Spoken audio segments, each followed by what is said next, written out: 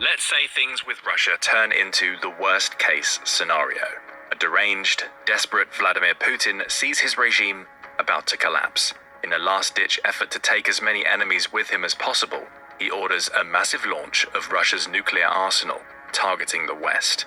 As the silos open, hundreds or thousands of intercontinental ballistic missiles, armed with nuclear warheads, streak away at speeds of 15,000 miles per hour. But where are they headed? Thankfully, this hypothetical remains very, very unlikely. Unfortunately, it's also not entirely impossible. Russia has the world's largest nuclear stockpile, with nearly 6,000 weapons and roughly 1,600 actively deployed warheads. The question of where these might strike if fired is one that experts and policymakers have worried about since the days of the Cold War. Now, with nuclear threats once rising again, it's worth looking at how such a doomsday scenario might play out.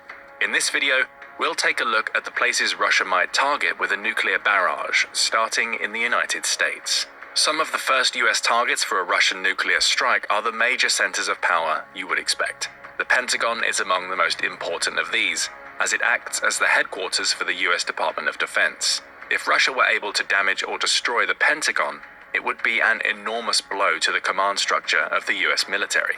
It would likely not cripple the US armed forces, but would cause a major disruption and make it far more difficult for the US to organize a response. Because of the size of the nuclear blast and its fallout, a strike on the Pentagon would also likely destroy much of Washington, D.C. Some 713,000 people live in D.C., while more than 6.3 million live in the greater D.C. area. Estimates for a nuclear strike on the Pentagon indicate that close to 500,000 people could be killed instantly, with many more falling sick from radioactive fallout afterwards. The initial blast would vaporize the Pentagon itself,